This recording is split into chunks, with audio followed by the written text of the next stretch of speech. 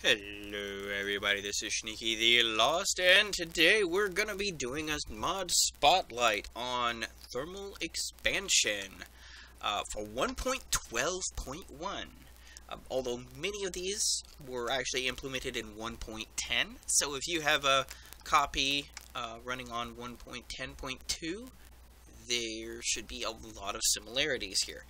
Now, the COFH suite from Team COFH, originally founded by King Lemming, who's since gone on to be a professor and has passed on the torch to the team, doesn't really do a whole lot directly much anymore to my knowledge, but basically they've got a whole suite of mods, but most of them are designed really to support thermal expansion and to a lesser extent thermal foundation, or thermal dynamics.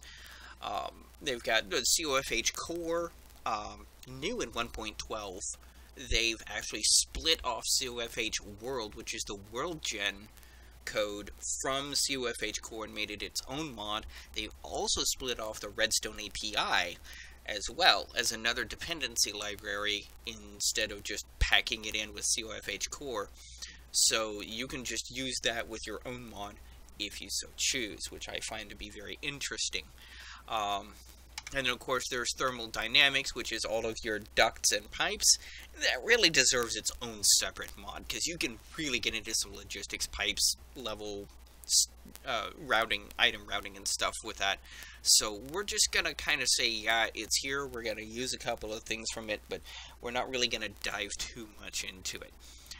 So let's get into thermal expansion itself. Now, thermal expansion, being a tech mod, of course, has a power generation system. It actually invented the RF system, the redstone flux system.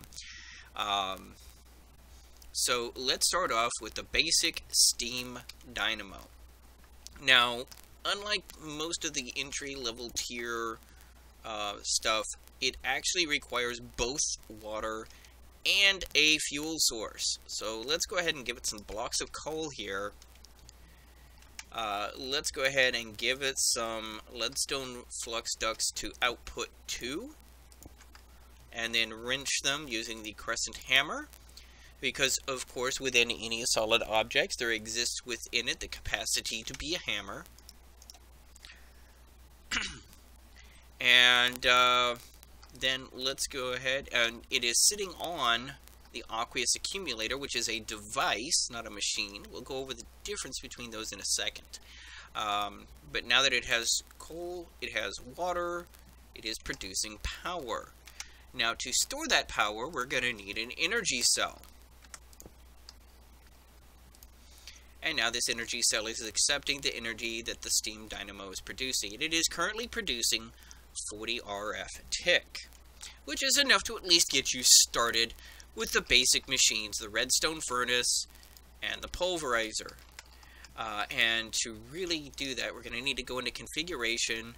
All of the sighted configuration, automatic input-output, redstone control, those are all innate to all machines now. They are no longer augments. They've done something really awesome with the augment system that we'll go over in a second. But having done that, it is now full on things. And the redstone furnace is exactly what it says on the tin. You put something in there to smelt, it will smelt it up. Like so. The pulverizer is going to be your ore doubling system. It's got other uses. It is fully integrated with JEI, so you can look up the JEI controls. One thing I do like about this is, let's go ahead and input from the right and then output from the left, and it will automatically throw it over here, and then we can go ahead and smelt it, and we have our entry-level smelting system. And this is using 20 RF a tick. And this will be, when we get some dust in here, how much is that going to be running? Another 20 RF a tick. So that's your 40 RF a tick that your steam dynamo is producing. So there you go. You have a cute little closed system for the early game. As you go in, you'll run into some more advanced mods, like the building blocks, the induction smelter being one of them. As you notice, you've got 2 different slots. So for example, you put in something like flux, and you can actually lock that flux slot, so nothing will automatically be inputted into it except what it wants. So for example, I can put in something like that, and then as it produces, it will create 2 copper ingots. And you'll notice it shows that thing there.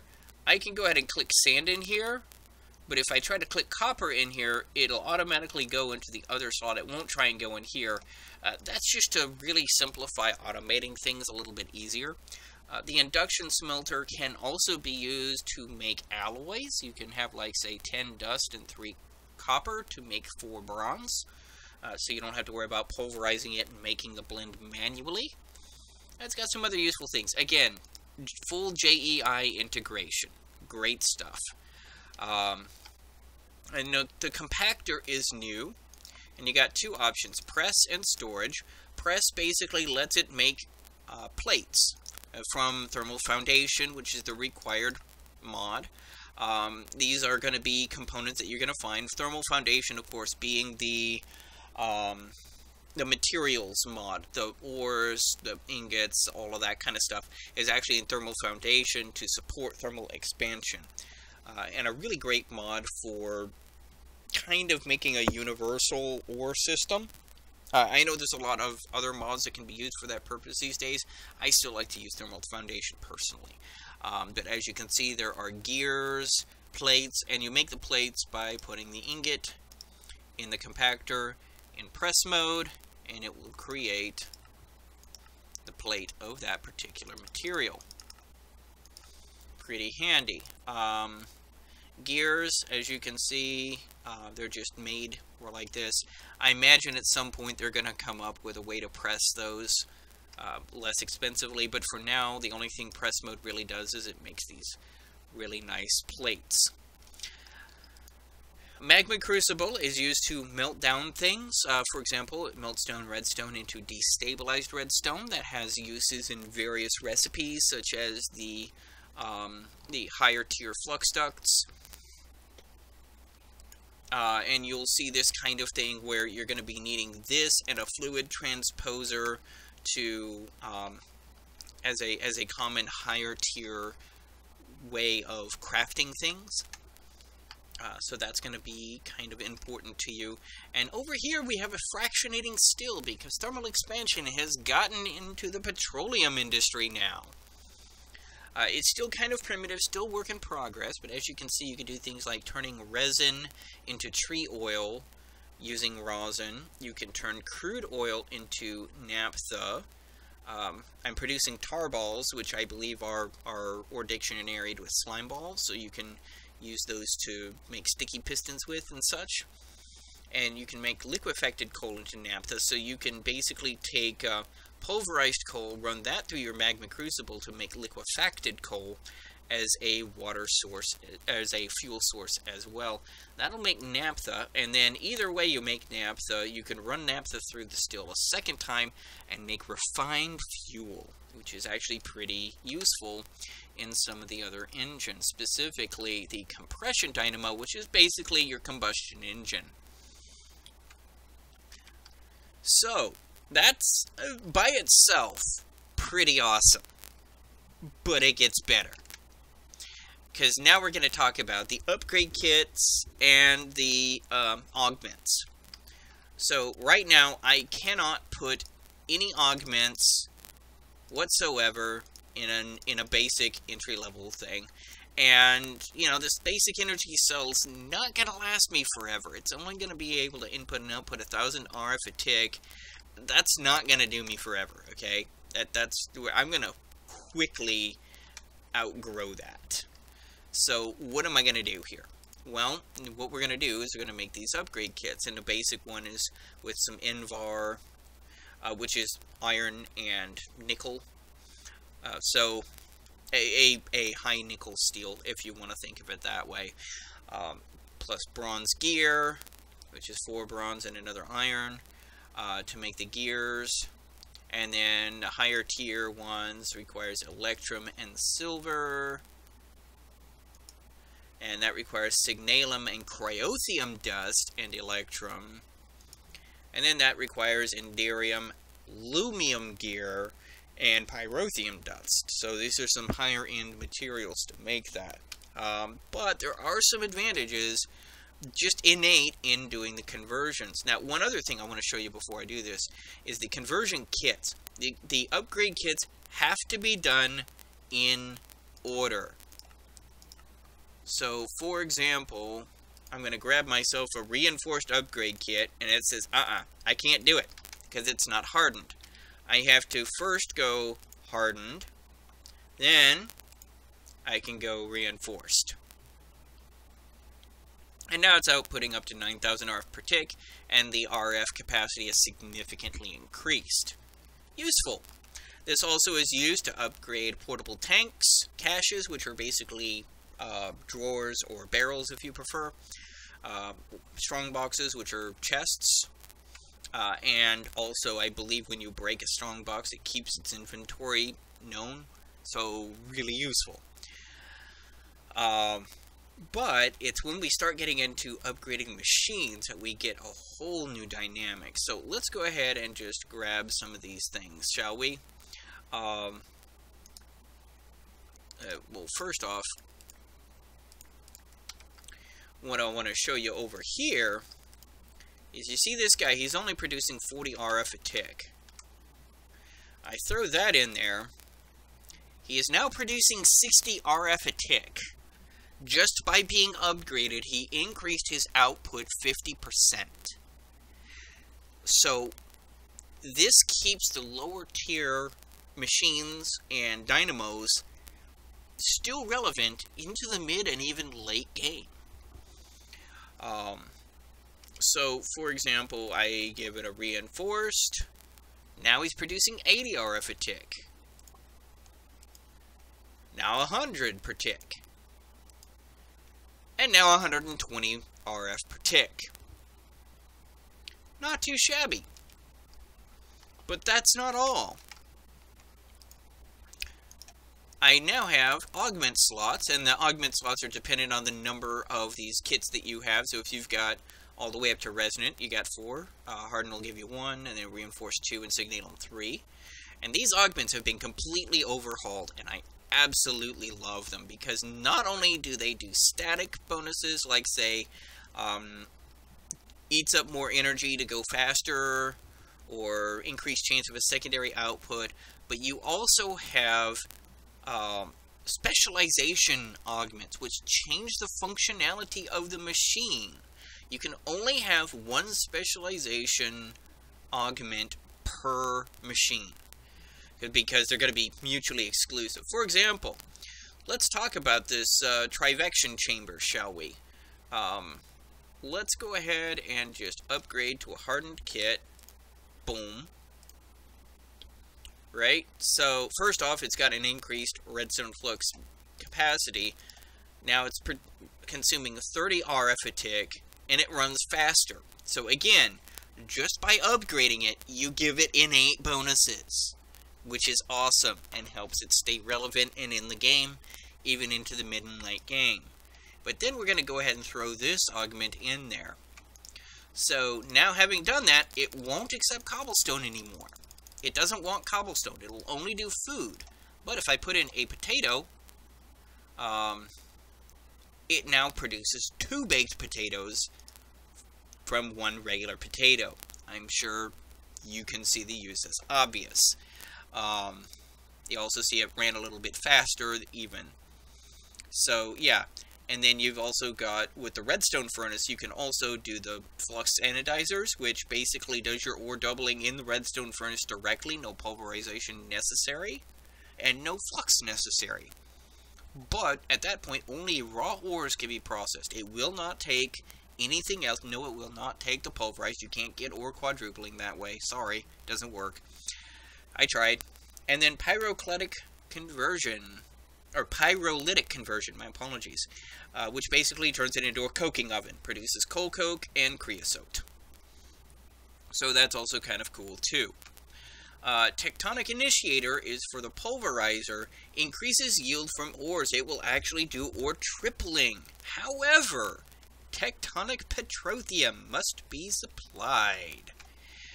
This is where thermal expansion has really done something I consider very intelligent, possibly even genius. Tectonic Petroleum is petroleum dust in a magma crucible. Petroleum dust is made with basalt's powder, pulverized obsidian clay, and redstone. So, the basalt's powder comes from basalt's rods. Thermal expansion has added some new blazes for different elementals. So you've got blazes, blizzes, basalts, and blitzes. One for each of the different elements. And actually, excuse me, they're thermal foundation mobs, not thermal expansion. My apologies. However, none of them, including blazes, will drop their rods through an automatic grinding system. They will only drop them if an actual player goes in and does it.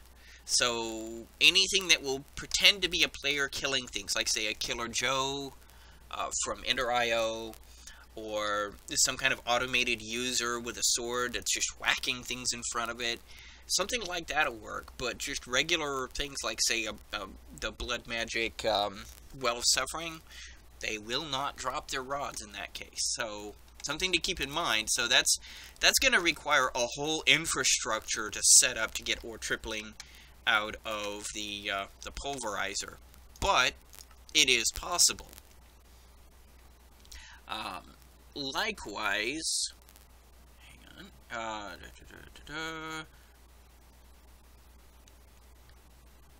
Yeah. So there's also, yeah, here it is. The Pyro Concentrator is for the induction smelter and will let you ore triple out of the induction smelter, but blazing pyrotheum will now be required in addition. So, not only are you augmenting what the machine can do, you're actually changing the functionality to do something a little different. And this goes into your energy production as well. For example, there's the boiler conversion and the turbine conversion. And as you can see, some copper, some iron, bucket, hardened glass. Yeah, hardened glass. I'm just trying to see what kind of hardened copper. Yeah, basically hardened glass. Apparently there are different types of hardened glass now. But so nothing too terribly expensive. It's all still kind of tier 1-ish. And then the turbine conversions, which again, copper plates, redstone, yeah, iron gears, very, very tier 1-ish, tier 1 plus, 1.5-ish, I guess you could say, if you wanted to. But what this does, let's go ahead and cheat some of these things in. We're going to need a couple more steam dynamos. One of you guys and a couple of you guys. So remember, we upgraded him to resonant earlier, right? Now what we're going to do is throw in an augment boiler conversion. Converts an applicable dynamo into a steam boiler. Increases fuel efficiency. Steam is produced instead of RF. And as you can see, it is producing 480 millibuckets of steam per tick instead of energy. So it is no longer producing energy. So what we're going to do then is we're going to lay down a couple more of these guys here and here. Lay down some flux ducts for them to hook onto. Turn that back on. There we go. Now we're going to need to augment these guys, so we're just going to use a couple of resonant conversion kits.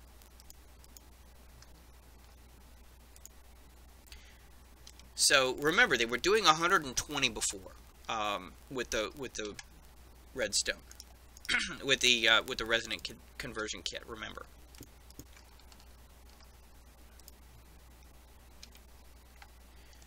So when we do the turbine conversion, they are now producing 480, so 4 times the power that they used to. And as you can see, they consume 240, whereas that's 480. Now this is with resonant. If you're using lower tier engines, you're not going to get that kind of output, but you're still going to see a significant increase in power output. And of course it can support 2 different steam dynamos with 1 equal tier boiler converter. So now I'm producing, instead of 120 RF a tick, I'm producing 960 RF a tick. 8 times the power that I was doing with this one guy before. And that's a fairly small footprint. I mean, I could probably shrink it if I really wanted to. But even so, that's not a big footprint for 1000 RF a tick. That's not too shabby. And so, again, they have a way of keeping your older things relevant. But if you really want to get going, let's talk about your compression dynamo for a second here, shall we? So we're going to go ahead and do that, and then that. Now, compression dynamo is going to require fuel, and it's going to require a coolant. So let's go ahead, get some more fluid ducts. Yeah, get some fluid ducts.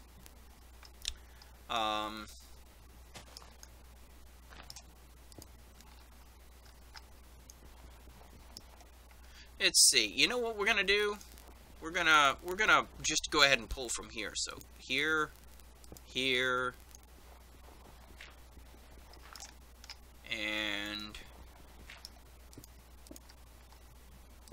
there we go.